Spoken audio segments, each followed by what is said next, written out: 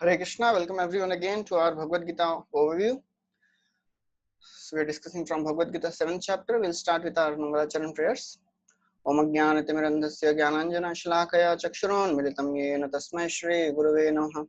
Shri Chaitanya Manobhishtam Sthapitam Yena Bhutale Swayam Rupa Kadamahyam Dadati Swapadantikam Vandeham Shri Guru Shri Juta Padakamalam Shri Gurun Vaishnavamscha Shri Rupam Sagrajatam Sahagana Raghunathanvitam Tam Sajivam Sadvaitam Savadhutam Parijana Sahitam Krishna Chaitanya Devam Shri Radha Krishna Padam Sahagana Lalita Shri Vishakhan Vitamscha He Krishna Karuna Sindhu Dinabandhu Jagatpate Gopesha Gopika Kanta Radha Kanta Namostate तप्त कांचना गौरांगी राधे वृंदावनेश्वरी वृषभानुसुते देवी प्रणमामि हरिप्रिये वाञ्छाकल्पतरुभ्यश्च कृपा सिन्धुभ्य एव च पतितानां पावनेभ्यो वैष्णवेभ्यो नमो नमः। नमो विष्णुपादाय कृष्णपृष्ठाय भूतले श्रीमते भक्तिवेदान्त स्वामी नितिनामिने नमस्ते सरस्वती देवे गौरवाणी प्रचारिणे निर्विशेष शून्यवादी पाश्चात्य देशतारिणी जय श्री कृष्ण चैतन्य प्रभु नित्यानंद श्री अद्वैत गदाधार श्रीवासदि गौर भक्तवृंद हरे Krishna Krishna Krishna Hare Hare Hare Ram Ram Ram Hare Hare Hare Krishna. Welcome everyone again to our Bhagavad Gita overview. So we'll continue our discussion from the from the 7th chapter of Bhagavad Gita. So in the 6th chapter end, we heard how Krishna, he explained that if somebody is not able to complete this process of Ashtanga Yoga and falls down, there is no loss. Nahi kalyana krit kaschit durgatim tat gacchati. So there is no loss for him. So Krishna consciousness is an eternal gain. And whoever does not take advantage of this process, he suffers in this material world again and again. Kaviraj Goswami describes Krishnera madhuravani amritera tarangini yai yaha nakari shravane kanakane chidrasam karihasya shravana tara janma hoila karane.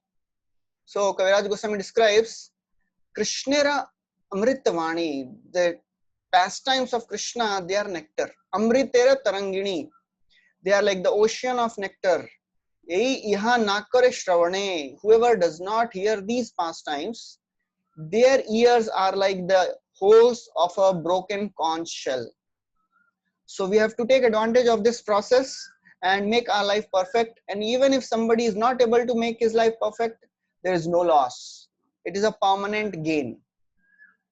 And in the end of the 6th chapter, Krishna said that Bhakti Yogi is the topmost of all the yogis. Yoginam api sarvesham madgatenantaratmana shraddhavan bhajate yomam same yuktatamo matah. Then after describing this, on his own, Krishna goes into ecstasy and he starts describing the great knowledge and great path of Bhakti Yoga without even being asked by Arjuna. And in this first verse we discussed yesterday, Krishna is imploring Arjuna, oh Arjuna, please hear this knowledge which I am going to give you. If you hear this knowledge with all your heart and souls, then you will become attached to me. Maya sakta manaha. You will be attached to me, you will be attached to hearing my pastimes, and you will take my shelter if you hear this knowledge with faith. And we heard the example of Rukmini, how she just heard about the glories of Krishna and she wrote a letter.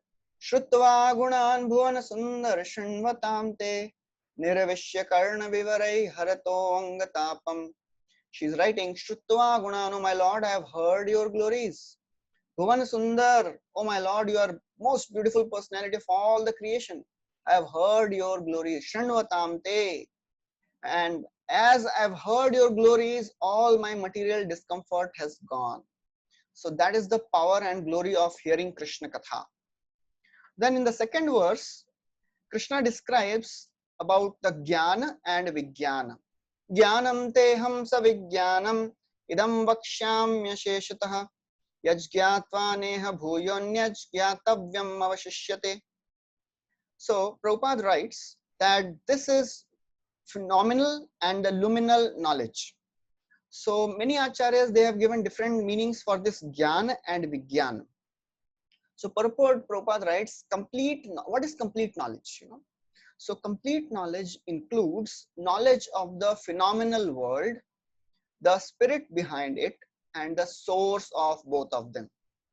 That means knowledge means matter, spirit, and controller of both, M, S, and C. So this is called transcendental knowledge. So somebody may say this Gyan and Vigyan, if it is connected with this material world, knowledge of the phenomenal world and the noumenal world, so how the knowledge of material world is transcendental? So we should understand what is meant by transcendental knowledge. Any knowledge which takes our consciousness to the spiritual world is called transcendental knowledge. For example, somebody has asked in the first chapter of Bhagavad Gita that why this Bhagavad Gita, which is such a pure literature, is beginning with question of Dhritarashtra, who was such a sinful person, who was against the devotees of the Lord. So it is very important to understand that in Bhagavad Gita there are 575 verses which are spoken by Krishna out of 700, and 125 verses are not spoken by Krishna. They are by Dhritarashtra, Sanjay, and Arjuna. But all these other 125 verses, they are contributing to Krishna speaking this Bhagavad Gita. So similarly, knowledge of this material world is important so that we can transcend this material world. As Ishopanishad says, we should develop and cultivate Vidya and Avidya. So it is described what is Vidya. Vidya means knowledge of the spiritual world, knowledge of Krishna consciousness. And what is Avidya? Avidya means knowledge of the material world. Both are required. More knowledge of the material world is required to live in this world properly. Knowledge of the spiritual world is required to leave this world. So therefore, Jnana and Vijnana, they are both important, even if it is related to the material world. So Vishwanath Chakravarti Thakur, he describes this knowledge, Jnana and Vijnana, in a different way. As you can see in the slide, he says Jnana means the greatness of the Lord and Vijnana means the sweetness of the Lord. So Jnana means greatness or Aishwarya, how Lord is great. That is described in this chapter and the next chapter, 7th and 8th. Sweetness of the Lord is described in 9th chapter in detail, where Krishna is sharing his heartfelt emotions, how he cares for his devotees, how he provides and protects his devotees, whatever they lack. See, he says that even if somebody falls down from this path of Krishna consciousness, there is no loss. He will very soon come back to the original status of devotee. So that is how we have to understand this Jnana and Vijnana is both are very, very important to be developed. So generally, Jnana means theoretical knowledge and Vijnana means realized knowledge. So this Jnana and Vijnana word has come many times in Bhagavad Gita. In 3rd chapter, Tasmat Twamindriyanyado Niyamya Bharatarshava Papmanam Prajihihenam Jnana Vijnana Nashanam. It has come in 3.41. Jnana Vijnana Nashanam. So this sinful activity can destroy Jnana and Vijnana. Then 6.8 again Krishna has said, Jnana Vijnana Triptatma Kutastho Vijitendriya. Jnana Vijnana Tripta Atma, the person who is satisfied with the greatness and the sweetness of the Lord. Yukta iti uchyate, that person is called a yogi. In 9th chapter, 1st verse, again it will come. Idam tu te guhyatamam pravakshamyanusuyave jnanam vijnana sahitam yajgyatva mokshase shubhat. So, oh Krishna, I am giving you this knowledge. Jnana vijnana sahitam, I'll give you theoretical knowledge and I'll give you realized knowledge both. Interestingly, Krishna says, Yaj gyatva idam vakshyami asheshatah. I'll tell you everything. By knowing this knowledge, Yaj gyatva neha na iha bhuyo anyaj. Iha means in this world. In this world, there will be nothing remaining for you to be known after getting this knowledge. Gyatavyam avashishyate. So yesterday also I was telling, what does Krishna mean when he says that nothing else will remain to be known? That means Krishna is saying, you will know, oh Arjuna, you will know everything in principle. The details may vary, but principles will be always the same. They will never change. And the details have no end. As Krishna says in the 10th chapter, Hantate kathayishyami devyahi atma vibhutayah pradhanyatah kuru sreshtha nastyanto vistarasya me.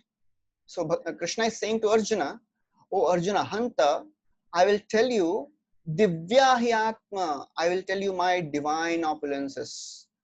And I'll tell you just a small fraction because there is no end to my opulences. So therefore, when Krishna is saying you will know everything in full, that means you will know three things in full.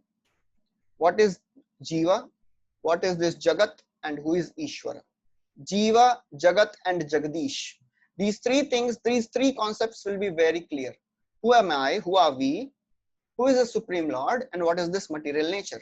So these three concepts will be very, very clear after knowing this 7th chapter and 8th chapter and 10th chapter, 11th chapter.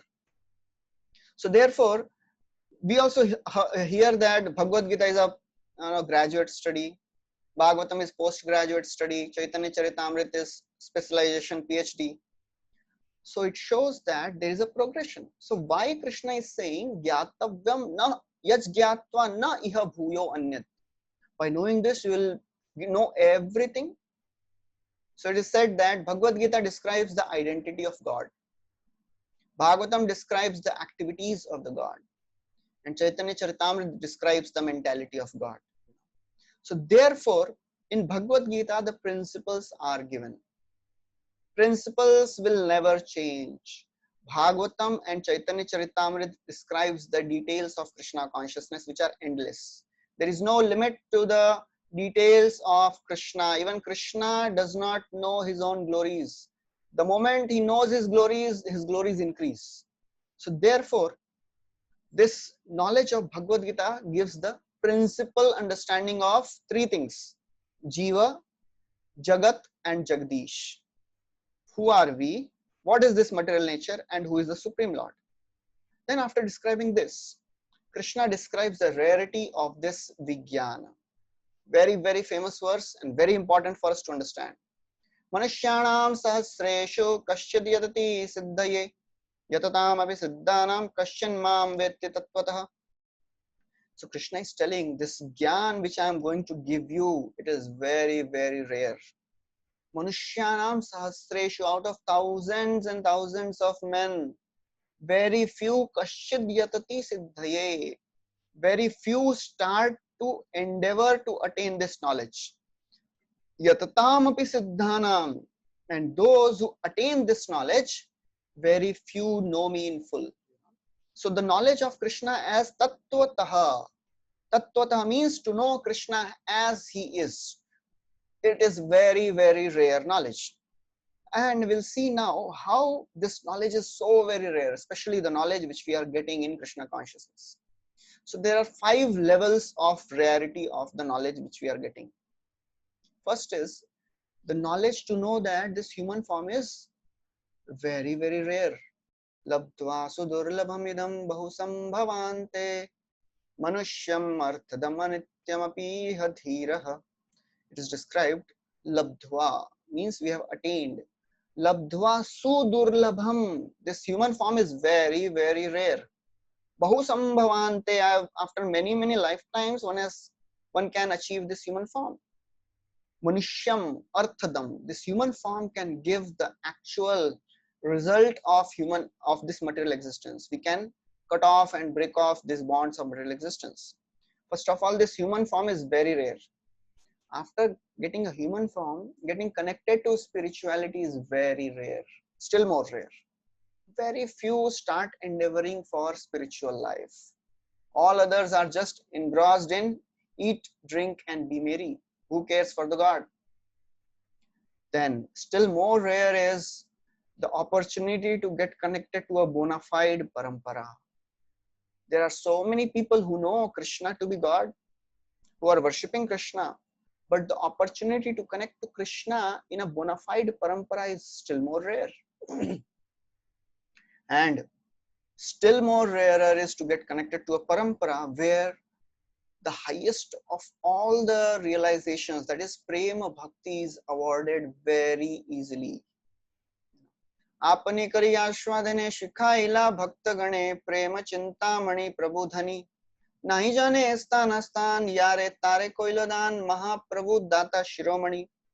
Because Mahaprabhu is such a great benevolent benefactor and giver of mercy, he is distributing this love of God freely to everyone. Prema rasa niryasa korite aswadan raga marga bhakti loke korite pracharan. He has appeared in this world to give this love of God. It is so very, very rare. So we discussed 4 levels. First, this human form is rare. Getting connected to spirituality is rare. Getting connected to a bona fide parampara is still more rare. Getting connected to a parampara where prem bhakti is given, still more rare. You may be thinking, what is rarer than this? This is the highest of all things. Still more rarer is the time in which we have taken birth. This is the time, this is the age in which Chaitanya Mahaprabhu has come himself just 500 years back. Krishna has himself come just 5,000 years back. Very, very rare opportunity. So therefore, if we are not taking advantage of this opportunity, then we'll become the greatest losers. So Prabhupada writes in the purport that bhakti is not sentimentalism. It is a purified sentiment. And he says that some people say that bhakti is easy, but bhakti is not so easy. And Prabhupada says that if bhakti is easy, then why people are not taking to this process? For example, if somebody has to climb a mountain, then anyone will take a easier path. So if bhakti is easy, then why do people not take to bhakti? That means bhakti is not so easy. Some people say karma yoga is for hard working people. Jnana yoga is for those who want knowledge, who are intellectuals. Ashtanga yoga is for those who can do austerity. And bhakti yoga is for sentimental people. But actually it is not the case. Bhakti is a very, very refined, process of intellectual worship of Krishna, which involves our emotions also. So therefore, bhakti has all the aspects of all the different yoga processes. It involves karma yoga, jnana yoga, ashtanga yoga. Everything is there in bhakti yoga. Karma yoga means we have to do practical action to serve the Lord. Jnana yoga means whatever we are doing, cultivating knowledge, that we have to do in bhakti also. And at the same time, we have to meditate on Krishna's name, form, pastimes. So bhakti yoga is an all-inclusive path, which is a very, very rare opportunity. And even demigods, they cannot get it. Name vidu surgana prabhavam nam harshayah ahamadirhi devanam manishyanam sarvashah. Krishna is saying, nobody knows me, O Arjuna. No devatas, no rishis, no one knows me in this whole creation. I can be known only by the process of bhakti. Bhaktyamam abhijanati yavan yaschasmi tattvataha. Only devotees, they know me. Therefore, Krishna is saying this knowledge is very, very rare. Then after this, Krishna describes how he is the source of all the material and spiritual energies. So in the 4th verse, he describes that all the 8 material elements of this creation, bhumi, earth, water, fire, air, ether, mind, intelligence and ego, bhinna me prakritir ashtadha. All these are my separated energies.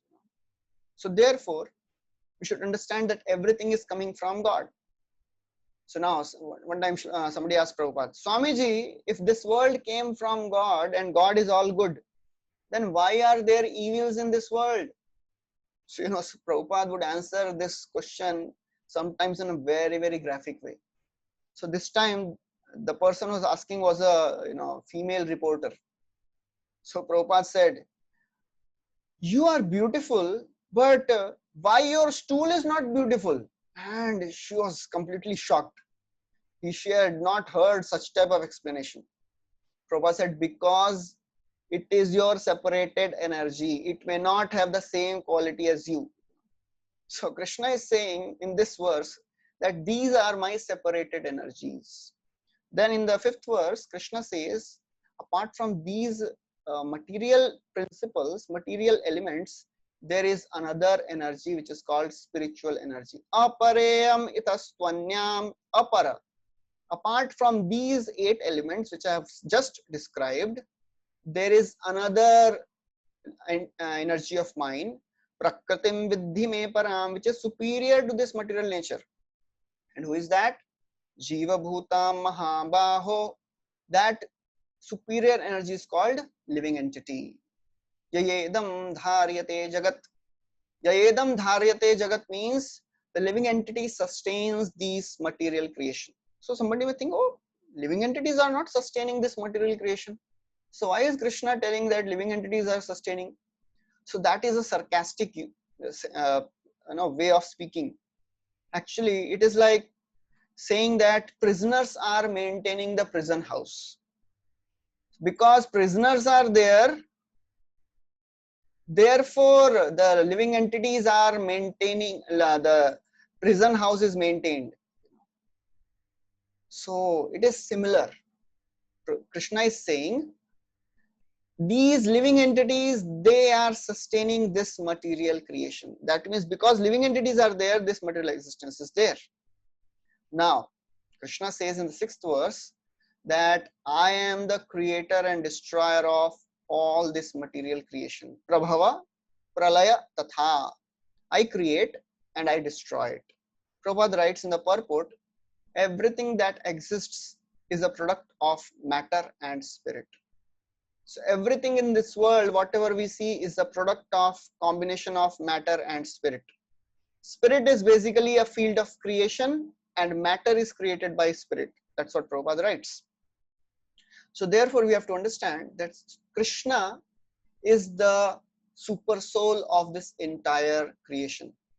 So now we know that Lord Vishnu, there are three incarnations of Lord Vishnu. Shirodakshaya Vishnu, Garbhodakshaya Vishnu and Karanodakshaya Vishnu. So Karanodakshaya Vishnu or Mahavishnu is the same.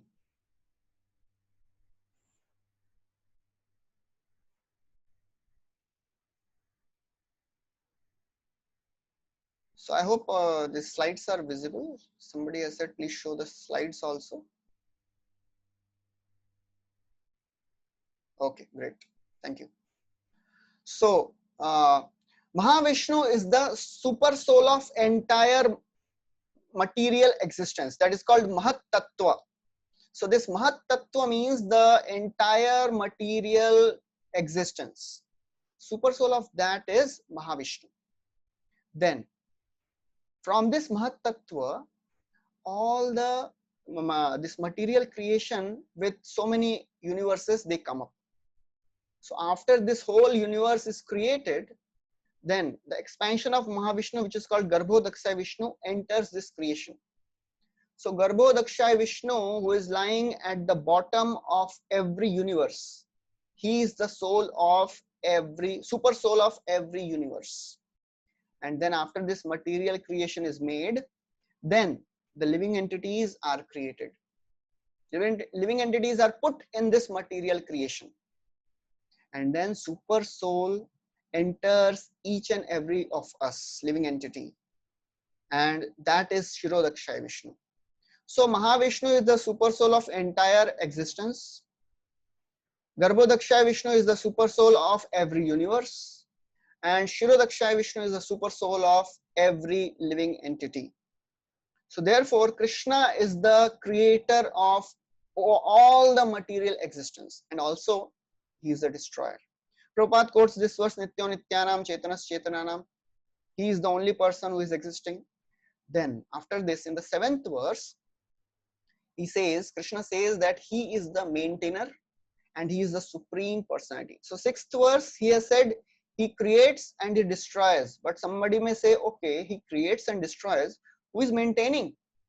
Krishna says, I am maintaining also. Mattah parataram nanyat kinchidasti dhananjaya mai sarvamidam protam sutre manigana iva. So Krishna is saying, there is nobody and nothing beyond me. Kinchit, even a slightest. I am the greatest. So somebody asked, why is Krishna so boasting about himself so much? He is such a proud God. So but the point is, he is not proud. If somebody asks you, what is your identity? What is your designation? And if you start describing your designation, I am a doctor or an engineer and I am working in this company, and other person says, just see how proud you are. You are speaking so many big things about yourself. And you will say, Arey Baba, this is not boasting, this is my identity. So Krishna is not boasting about his identity. He is humbly telling sometimes that actually, please accept me. I am that eternal principle whom you have to surrender to. So therefore, Krishna is saying there is nobody greater than me. And then he says, Mai sarvam idam protam sutre manigana iva.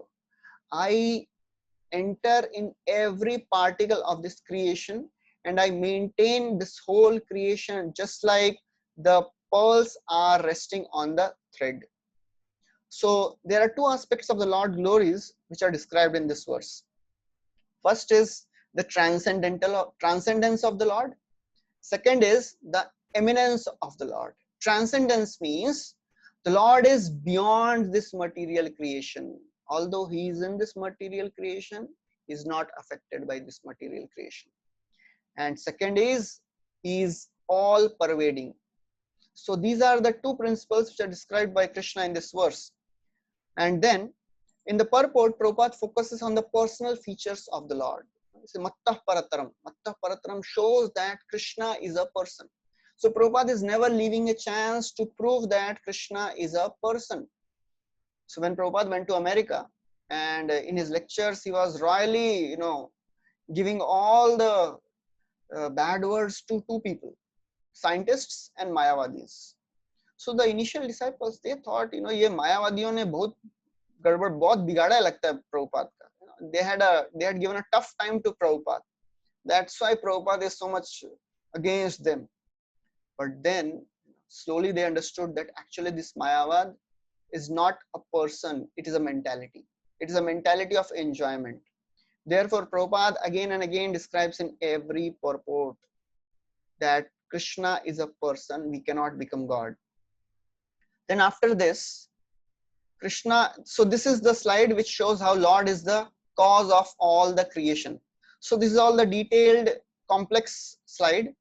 So I'll just show, you can just by seeing this whole slide, you can understand how Mahavishnu is the source of entire creation. And it is described in great detail in the 2nd canto of Bhagavatam.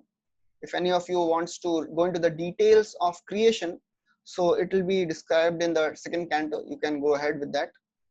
Now after this, from 8 to 11 verses, Krishna describes that he is the essence of everything, and he describes 24 examples. He gives 24 examples. How in everything he is the essence. He is the taste of the water. Rasoham apsu kaunteya. Prabhasmi shashishurayo. I am the light of the sun and the moon. Pranavas sarva vedeshu. I am the sound in the Vedas. Shabdakhe, ether. Paurusham nishu. I am the successful efforts of men. So you have to understand when Krishna is saying Rasoham apsu. I am the taste of water.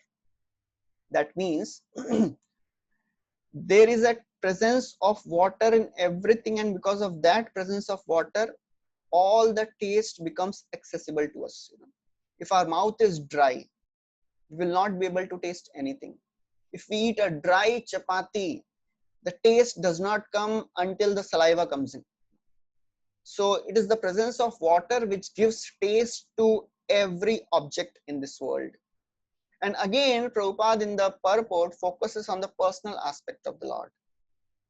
He says that impersonalists, they say that you have to perceive the Lord by the taste of the water. But personalists, the devotees, they glorify the Lord for being kind in supplying tasty water to quench the thirst. So that is the difference in the mentality of an impersonalist and a devotee. So impersonalist, he says that you have to perceive the Lord in the taste of water. The devotees, they say no. You have to glorify the Lord and thank the Lord for giving water to us. Then again, Krishna says, Punyo Gandha Prithibhyam Cha, I am the original fragrance of the earth. And Tejaschasmi Vibhavaso, I am the heat in the fire. Jivanam Sarva Bhuteshu, I am the life of all the living entities. And Tapaschasmi Tapasvishu, I am the austerity, penance of the ascetics. Then he says, Bijam Mam Sarva Bhutanam, I am the seed of all the existence. I am the original, imperishable seed. Sanatan, when you sow a seed and seed becomes a tree, the seed loses its existence. Krishna is saying, I am not that type of seed. I am the Sanatana seed which never gets destroyed.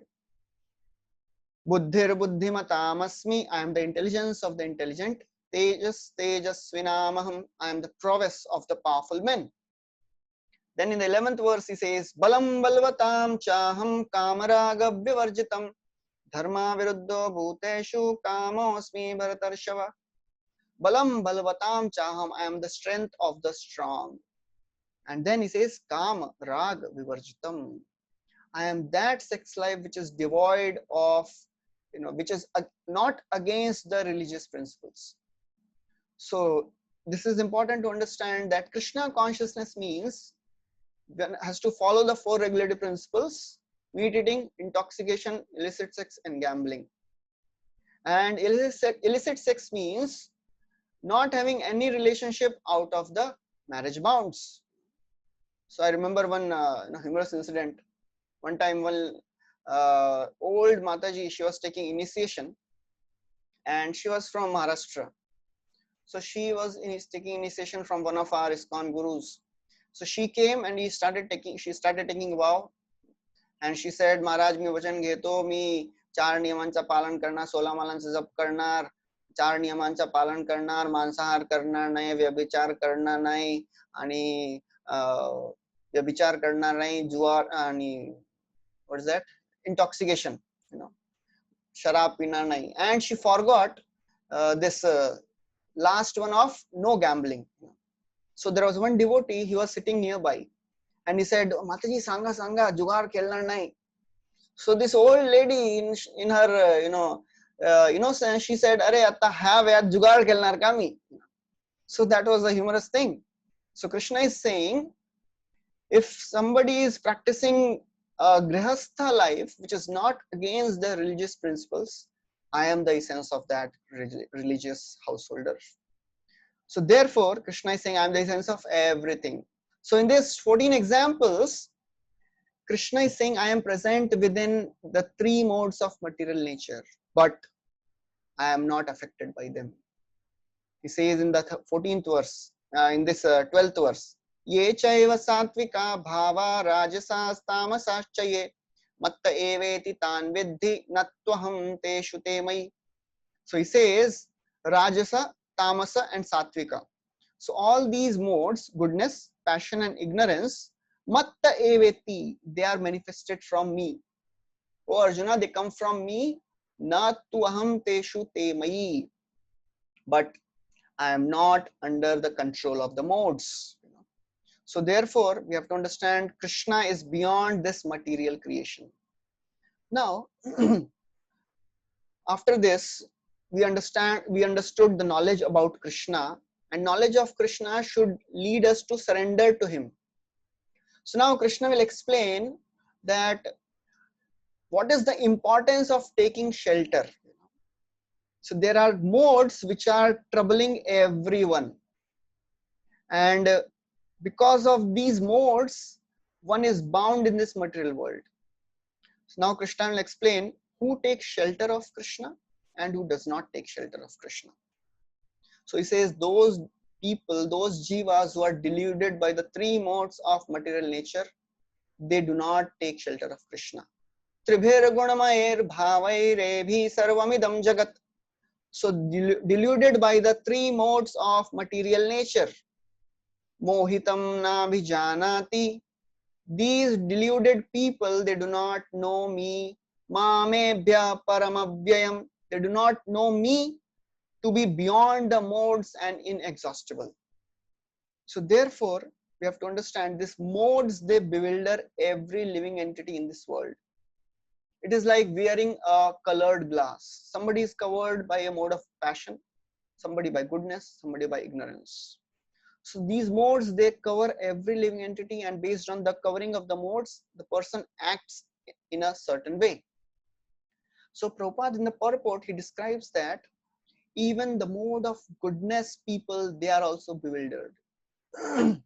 And then Arjuna may ask, if modes bind a person, and which is the cause of bondage in this material world, how can a person come out of the modes?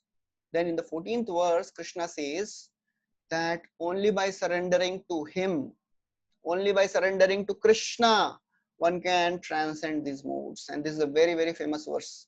Daivi hiesha gunamayi mama maya duratyaya mamevam ye prapadyante maya metam tarantite. Daivi, Krishna is saying this material nature is Daivi, divine. So somebody may say, what is divine in the material nature? Material nature is troubling me, and Krishna is calling material nature to be divine. Because the purpose which this material nature is serving is divine. The purpose of material nature is to test everyone. So Maya Devi's job is to test the sense, our sense of purpose. How eager we are to go to Krishna. How eager we are to serve him. Therefore Krishna is saying, this is my energy, Mama Maya, my energy, Turatyaya. It is very, very difficult to conquer. But Mameva ye prapadyante, whoever surrenders to me, because I am the controller and the proprietor of this material creation, the modes, the material energy is under me. If you surrender to me, Maya metam tarantite, you can surely and easily cross this ocean of material existence. So one time devotees, they asked Prabhupada, if we have to serve Krishna, then why Maya Devi is so strong and creating so many disturbances? Prabhupada told a very, very beautiful and brilliant statement. He said, because your purpose is not strong. So therefore, what is that purpose? Our purpose is to surrender to Krishna. And if that purpose is not strong, then we will be deviated and distracted from the path of Krishna consciousness. So the first two lines of this verse tells how this Maya Devi is very, very strong. That shows the power of Maya. Third and fourth lines of this verse describes the power of Krishna. So unless we surrender to Krishna, we will not come out of the modes of material existence. One time Prabhupada was giving a big pandal program, and then after the class he was coming down from the stage and he was walking, and so many of the people, they were falling at the feet of Prabhupada trying to take the dust. So then Prabhupada told to one of the devotees, do you know why they are touching my feet? Because, he said, no, Prabhupada. So Prabhupada said, because I am free from lust. And then after some time he said, because I have surrendered to Krishna, I have become freed from lust. Another occasion, Prabhupada was standing in front of he was giving a class, and he said, Maya cannot touch me. And everybody was saying, Jai Prabhupada. And then after that, one of the devotees, he saw that Prabhupada is standing in front of the deities and praying something. So he went and asked Prabhupada, what are you praying? Prabhupada said, I am praying to Krishna that please protect me from Maya. So this devotee got bewildered. He said, some time back you said Maya cannot touch you. and now you are praying to protect from Maya. So Prabhupada said, yes, because I am praying to Krishna, that's why I'll not be touched by Maya. So the more we surrender to Krishna, the more we are serious in our purpose, we will be protected by Maya. So we have to make constant choices. Every second we have to make choice. Do I want Krishna or do I want Maya? So Prabhupada in the purports describe that these modes, they are like the ropes which pull us in every direction. But people, everybody of us, we have a choice. If we surrender to Krishna, then we'll be free from these modes of material nature. So Krishna is saying, Mam Eva, Prabhupada writes in the purport. This Mam Eva is very, very significant. Unless one surrenders to Krishna, one cannot get liberated from the shackles of this material world, which is very, very difficult to cut. So now, somebody may say, if surrendering to Krishna is the solution to cross this ocean of material existence, then why people don't surrender to him? Then Krishna in 15th verse, he says, there are 4 types of people who don't surrender to me. And then 16th verse, he says, there are 4 types of people who surrender to him. Namam dushkritino mudha prapaddante naradhamah mayaya aparitagyana asuram bhavamashritah. So Krishna says, Namam dushkriti. So dushkriti means those who don't have pious credits. Sukriti and dushkriti. Sukriti means pious credits and dushkriti means sinful activities. So those who are dushkriti, those are sinful people, they do not take shelter of me. Who are these 4 types of people? First is mudha. Prabhupada writes, mudha means a foolish person, like an ass. And he's telling about the karmis. Karmis, they are like asses. Ass is such a celebrated person in Bhagavatam. He is given all type of galis in Bhagavatam. Few animals are celebrated in Bhagavatam. Who are these 4? 4 animals are celebrated. Shwa, Vid, Varaha, Ushtra and Kharaha. Dog, hog, donkey and camel. So these 4 types of animals are described in Bhagavatam in a very, very elaborated way. So these donkeys, they are described, these karmis, they are described to be donkeys because donkeys, they work very hard. Whole day they are working for what? Few straws of grass, which is available anyways, anywhere. But whole day they will work and the master will give few straws of grass and they'll be happy. And then when they want to enjoy sex life, they go to she donkey and she donkey kicks the donkey on the face. And therefore, these people, they are suffering so much just to enjoy. So that's how these donkeys, these are mudha. They want sense gratification, therefore they don't take shelter of Krishna. And then hog eats all types of abominable food. He has no discrimination. Similarly, people who have lack of intelligence, they eat anything and everything. Then about dog. Generally in the Western world, dog is glorified. He is the best of all the animals. But Bhagavatam says the condition of a dog is like he goes from one house to another.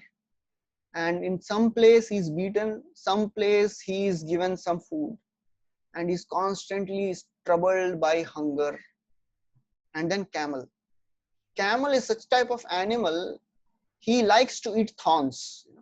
And when the blood comes out, he tastes his own blood and he thinks, wow, this thorn is so tasty. Similarly, people who want to enjoy this material world, they taste their own blood by working so much and they think, I am enjoying. So these are mudha. Then naradhama. Naradhama means those people who do not have any spiritual inclination. So somebody who loses the chance of human form of life to perfect and go back to Godhead, that person is called naradhama. And Prabhupada in the purport, he quotes this bhajan, Bhuliya tomare samsare asiya. And he describes how a living entity is in the womb of a mother, he prays to the Lord. He says, Janani Jathare Chilama Jakona Bishama Bandhan Pashe. Oh my Lord, I am suffering in this womb. Please free me from this place.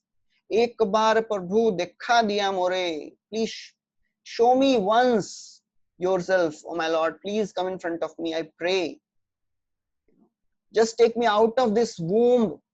I will surely surrender to you. I'll surely worship you. Dekho na bhavino janama paiya karibo bhajan tava janama hoilo podimaya jale na hoilo jnana lava. But as soon as he takes birth, material energy covers the living entity. And that's how he loses all the spiritual inclination. That is called Naradhama. Prabhupada writes in the purport, he says, in the present situation, 99% of the population of the world is Naradham. They have no inclination for spirituality. Then, Maya Aparita Jnana. Maya Aparita Jnana means those people whose intelligence are stolen by illusion. And Prabhupada writes, who are these people? These are scientists, these are mundane philosophers and the scholars. They use their God-given intelligence to do so many things which have no relationship to Krishna.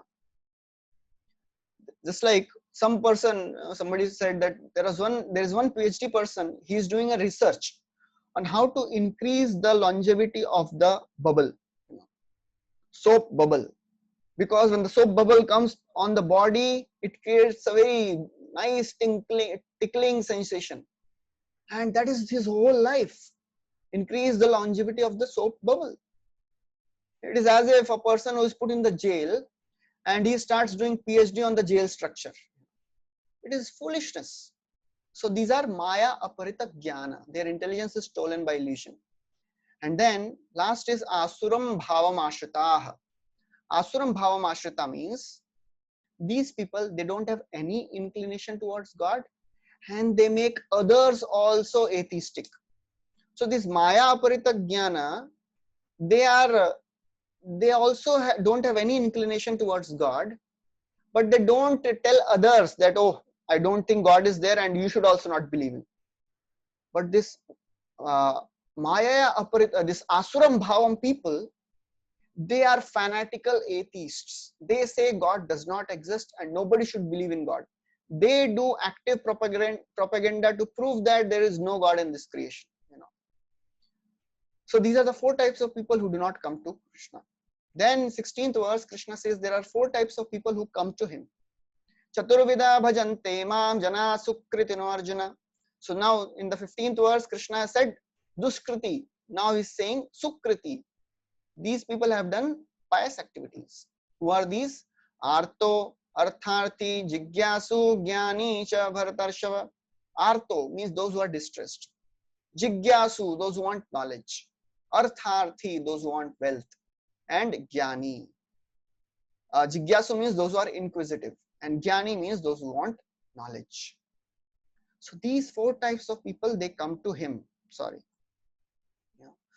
So the Prabhupada writes in the purport that it requires previous lives' pious credits and it happens by the touch of devotees.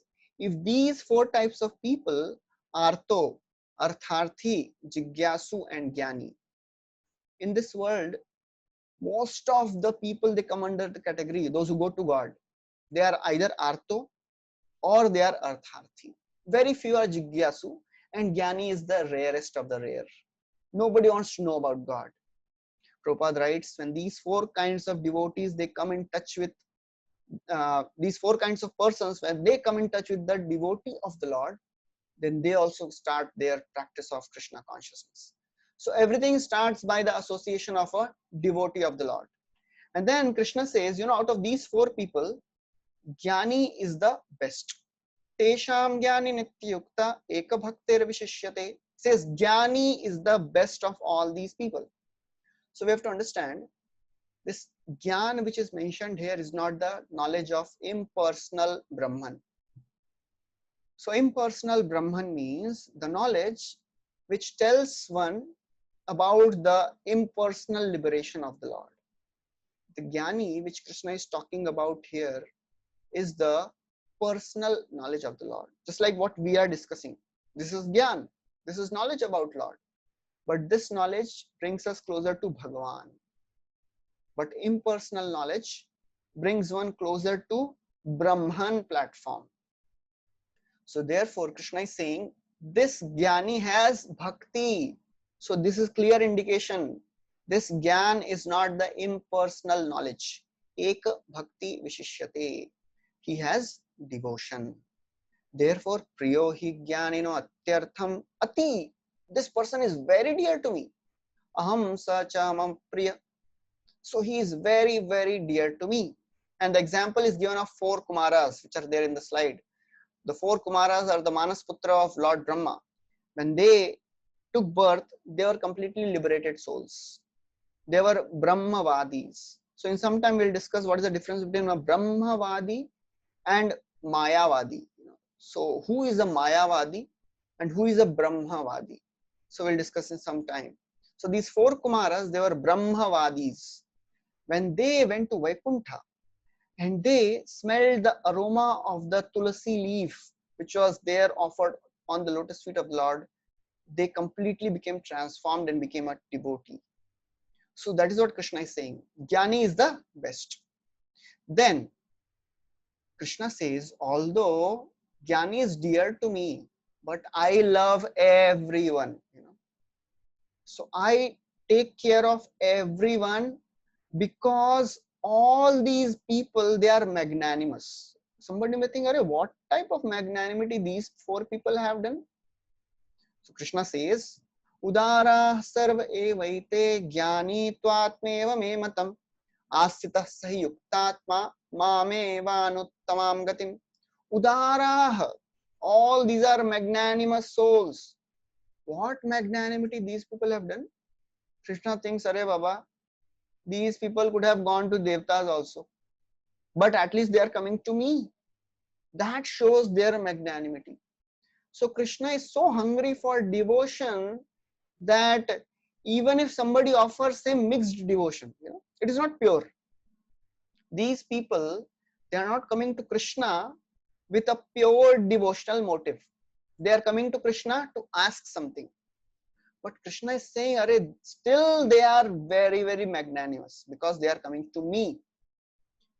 So if somebody has desires, better to ask to Krishna, because there is a difference between asking Krishna and asking some devatas. So when Krishna is asked about some desires, Krishna fulfills that desires. But he fulfills in such a way that we will not be asking that again. He says, Kaviraj Goswami describes in Chaitanya Charitamrita, Krishna kohe ama bhaje mage vishay sukh, amrit chhade vish mage ei bada murkh. Krishna is saying, ama bhaje, he is serving me, and what is asking? Sense gratification. Amrit chhade, he is giving up nectar and he is asking for poison.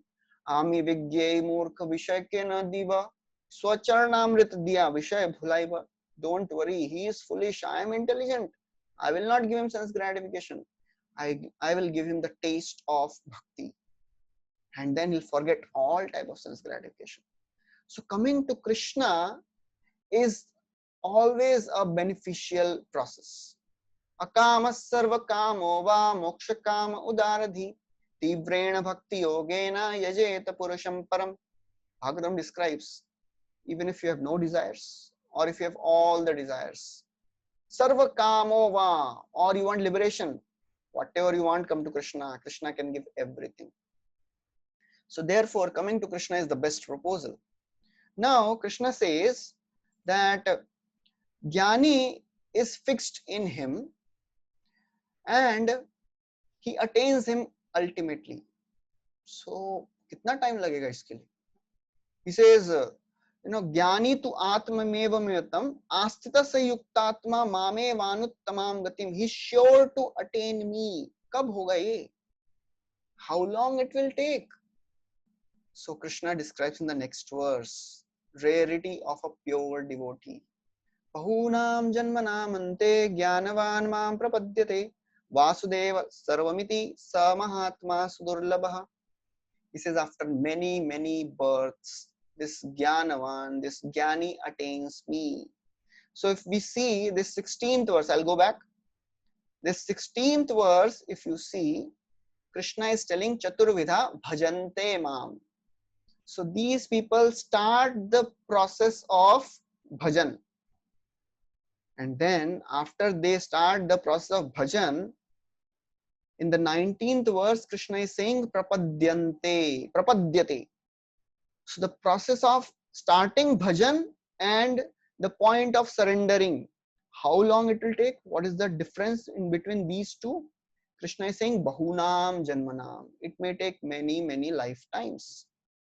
Although this Jnani is a very, very rare person, but still it may take lifetimes. So therefore, devotee is all the more rare. So if worshipping Krishna, makes the Sakam Bhakta successful in this way, what if they worship the Devatas? Devatas can also be worshipped, and they will also give results. What is the difference between worshipping Krishna for Artha, Artharthi, Artho, Artharthi? All these people, they have desires. So these desires can be fulfilled by serving Krishna, or these can be fulfilled by serving Devatas. So what is the difference between going to Krishna and going to Devatas? Now from 20 verse to 26th verse, 25th verse, Krishna is describing the process of demigod worship and process of impersonal worship. Then Krishna says in 20 verse, 20th, he says, Kamaistaistairita jnanah prapadyante anya devatah. He says, Kamaistaistair, those people, Ritagyanah, whose intelligence is stolen by the fruitive desires. Prapadyante anya devata, they surrender to other devatas. And then they follow the rule according to their nature. Prakritya niyata swaya, according to their nature, tam niyamam asthaya, they follow particular rules and regulations. They do not follow all the rules and regulations. Whatever suits their nature, they do it. So the wonderful thing about scriptures and the Vedas is, the Vedas, they do not reject anyone. Krishna is not a jealous God who says surrender to me only, otherwise hell, as in contrast to some other religions. Krishna is saying, okay, even if you serve Devatas, no problem. Because Krishna says in 21st verse, I give them faith.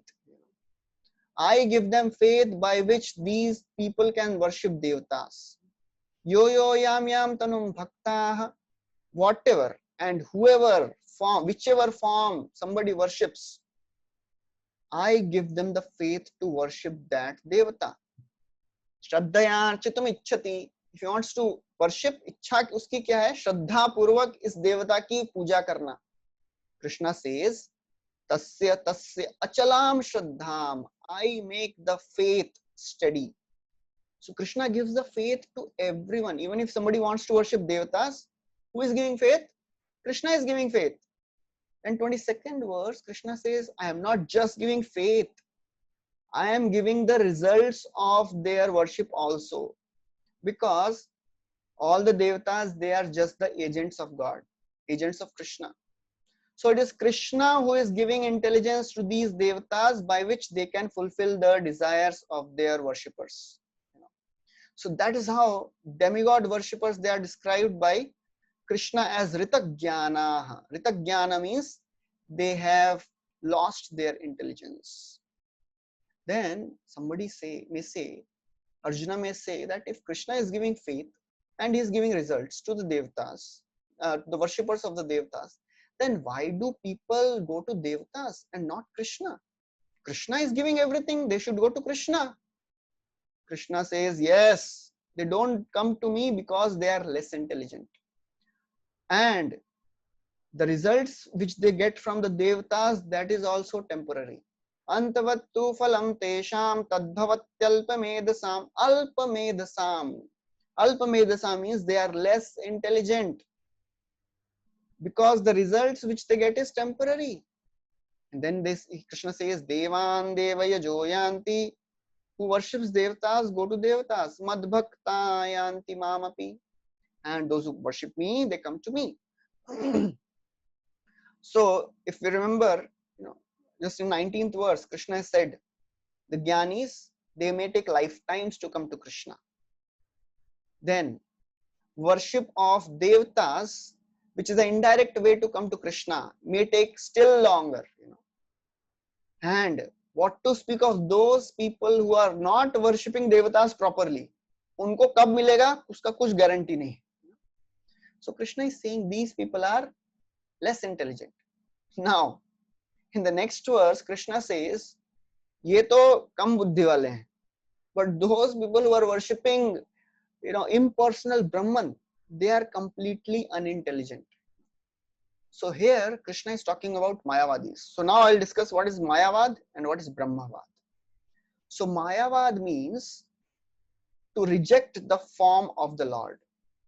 So these people, they say Lord does not have any form and we can also become God. So that is Mayavad. In simple terms, the details are endless. Brahmavad means these people, they accept that Lord has a form, but they are more attached to the impersonal form of the Lord. They are attached to the Brahman. Although they know Lord has a form, but I am interested in Brahman. So that is the difference. Mayavadis, they reject the form of the Lord. They say Lord does not have a form. Brahmavadis, they accept Lord has a form, but I want to worship this impersonal feature. So Krishna is saying those who reject the form of the Lord. He's saying avyaktam vyaktimapannam. Avyakta, these Mayavadis, what they say? They say this impersonal Brahman has become now a person. Because ultimately, Bhagwan does not have any form. It is just the temporary manifestation of that impersonal Brahman. Avyaktam vyaktimapannam manyante mam abuddhayaha. Abuddhaya means they are unintelligent. So demigod worshippers are less intelligent and Mayavadis, they are unintelligent. Because parambhavam majananto, they do not understand about my eternal form, which is mama vyayam anuttamam, which is the best and which is imperishable.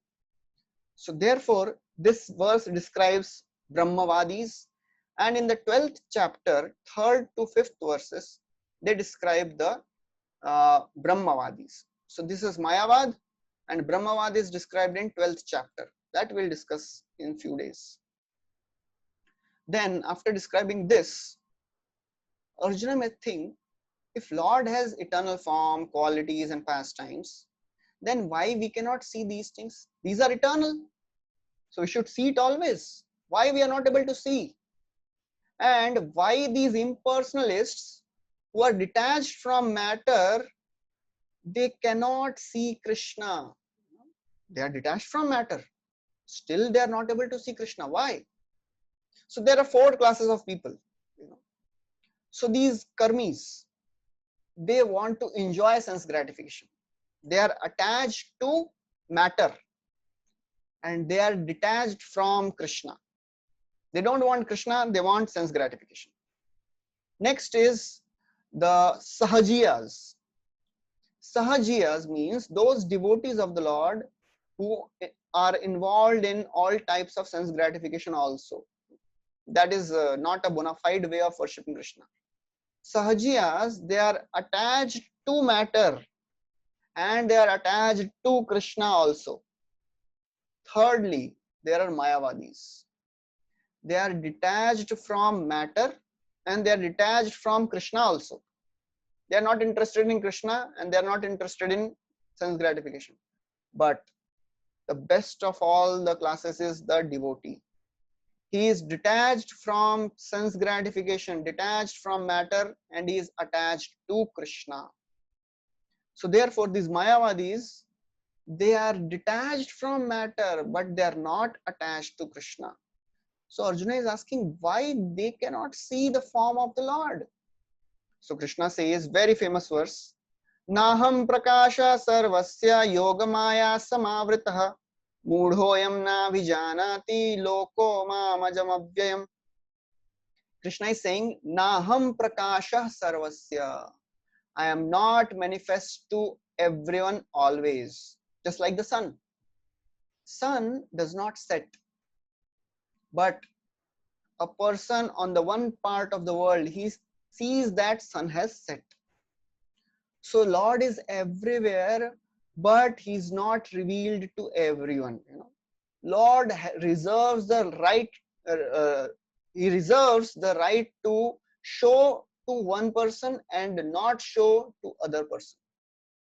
So that is the right Krishna has, to reveal or to not reveal. And Krishna reciprocates according to the love and mood of a person. We cannot demand. A person is staying in a village, he cannot demand, I want to see president now. Even if he demands, president is not going to come. So Krishna is saying, Naham prakasha sarvasya. I am not manifested in front of everyone because I reciprocate according to the desires of the person. Then he says, Yoga Maya Samavrita. I am covered by my internal potency. So now this is important to understand. Krishna is saying, I am covered by my internal potency. Just like cloud covers the sun. So actually sun is not covered by the cloud. Clouds, they just prevent our vision of the cloud. Similarly, when Krishna is saying here, I am covered by my internal potency. That means that is the Yoga Maya Shakti which is covering the Lord. And for us, it is the Mahamaya which is covering us. So it's the same potency of the Lord, Yoga Maya and Mahamaya. For the Lord, it is Yoga Maya. For living entities, it is Mahamaya. Krishna is saying, I am covered by my internal potency. Mudhoyam na vijanati. Foolish people, they do not know me. What do they not know? Loko mamajam avyayam, that I am unborn and infallible.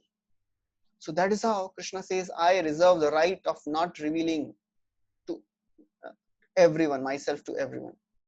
And therefore, we'll stop here. So in last section, Krishna describes how one can go from the delusion by Maya to the devotion to Krishna. So thank you very much. Hare Krishna, Srila Prabhupada ki jai, Srimad Bhagavad Gita ki jai. If anybody has any questions, they can put on the chat.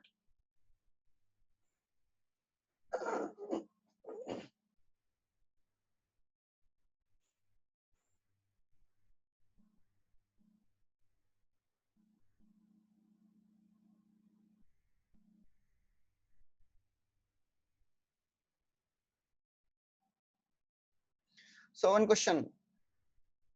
On one side, hunter like Valmiki became the greatest devotee of the Lord. And on the other side, Krishna is saying that cruel people don't surrender to him. So very clearly we have to understand that Krishna is saying, Namam dushkritano mudha naradhama maya aparita jnana and asuram bhavam. So this cruel people, Krishna is not counting those people in these categories. So in the case of Valmiki, he was born and brought up in a family of hunters. Another case is Mrigari. So in the family, they were given such type of culture that they have to kill people, kill animals. But when these type of people, they come in touch with devotees of the Lord, they can also get transformed. So everybody is potentially a devotee of the Lord. If they come in touch with a devotee of the Lord, if devotees, they show mercy, everybody can potentially become a devotee. So therefore, when Krishna is saying these four types of people, Mudha, Naradhama, Maya Aparita Jnana and Asuram Bhavam. So I'll repeat once, what does it mean? Mudha means foolish people engrossed in sense gratification.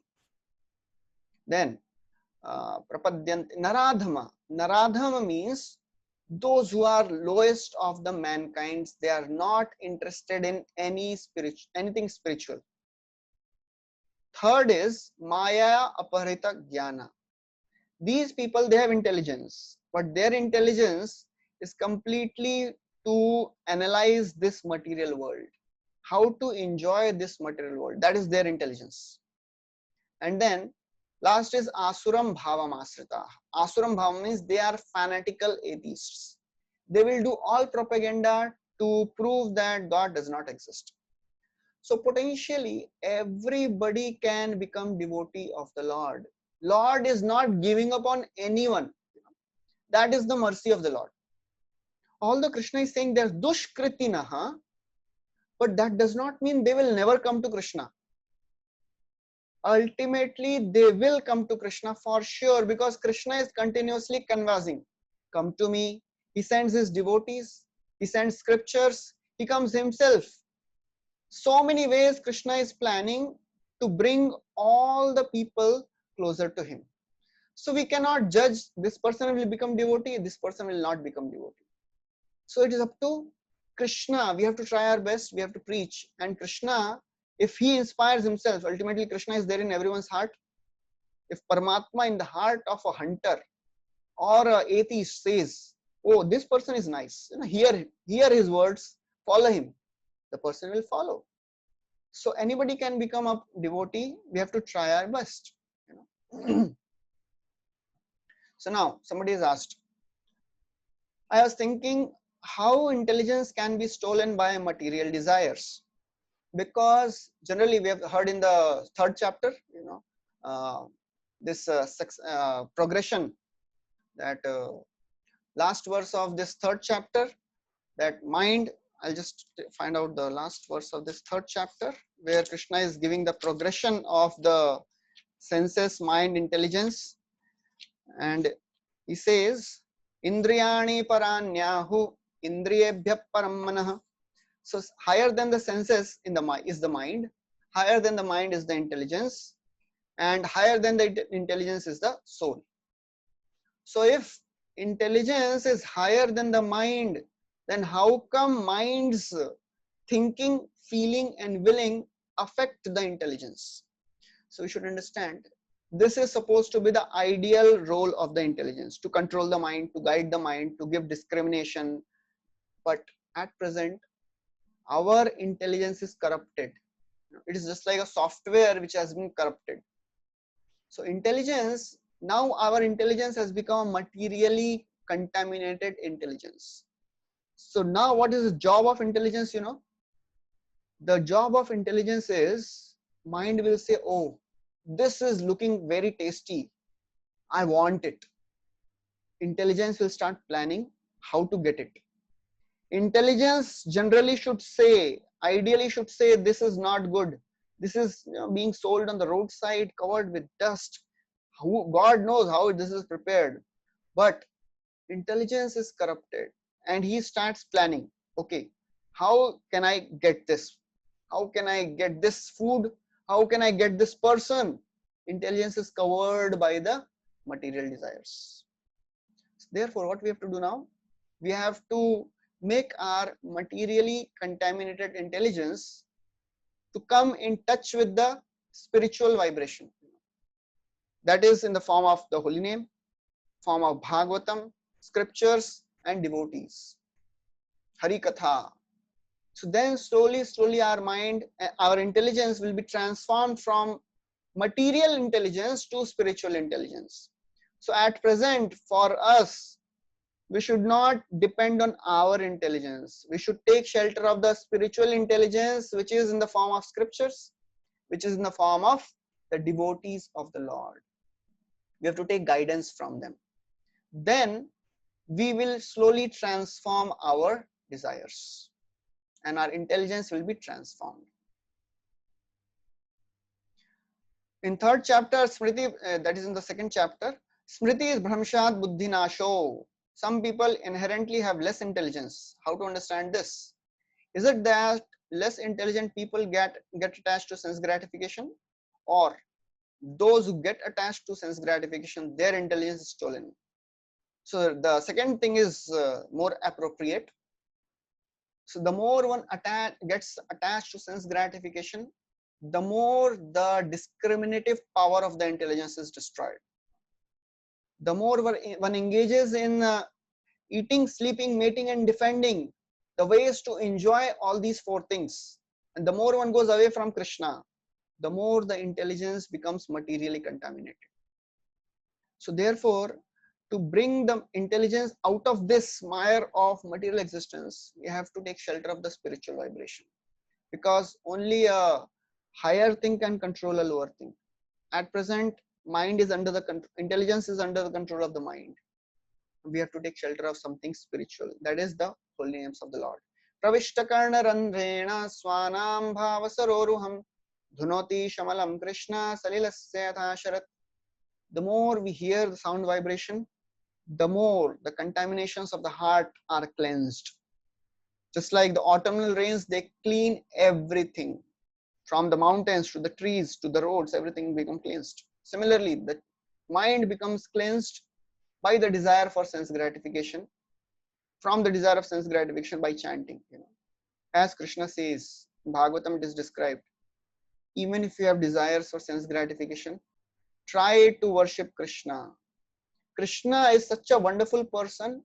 He will give whatever we want if it is bona fide, if it is in the purview of dharma. And at the same time, he will purify our desires. Satyam nishatyarthitam arthito nrinam naivartha doyat punararthitam yataha swayam vidhatte bhajatam anichchatam ichchapidhanam nijapad pallavam. Bhagavatam describes, it is true, Satyam arthitam arthito nrinam. Krishna fulfills the desires of the people, but naivarthadoyat punararthitam yataha, he does not give in a way that the person will ask for the same thing again. Such a wonderful God. भगवान देंगे लेकिन ऐसा देंगे कि दोबारा मांगने की इच्छा ही नहीं रहेगी. So somebody may say, अरे ऐसा कैसे हो सकता है? Krishna says, Bhagavatam describes, स्वयं विधत्ते भजताम अनिच्छताम इच्छापिधानम निजपाद पल्लवम. Bhagavatam describes Krishna gives himself. If somebody worships him with some material motives, Krishna gives that and also gives himself. Devotee में से अरे आप नहीं चाहिए मेरे को, आपके लिए मैंने नहीं किया ये सब, मुझे तो ये चाहिए, sense gratification. Krishna says no, free package है, 1 + 1 free आता है, साथ में आता है वो. I will come along with the sense, whatever is desired by you. And when Krishna enters our lives, the result is all the senses become satisfied. Only Krishna can satisfy all our senses, because Ichchapidhanam.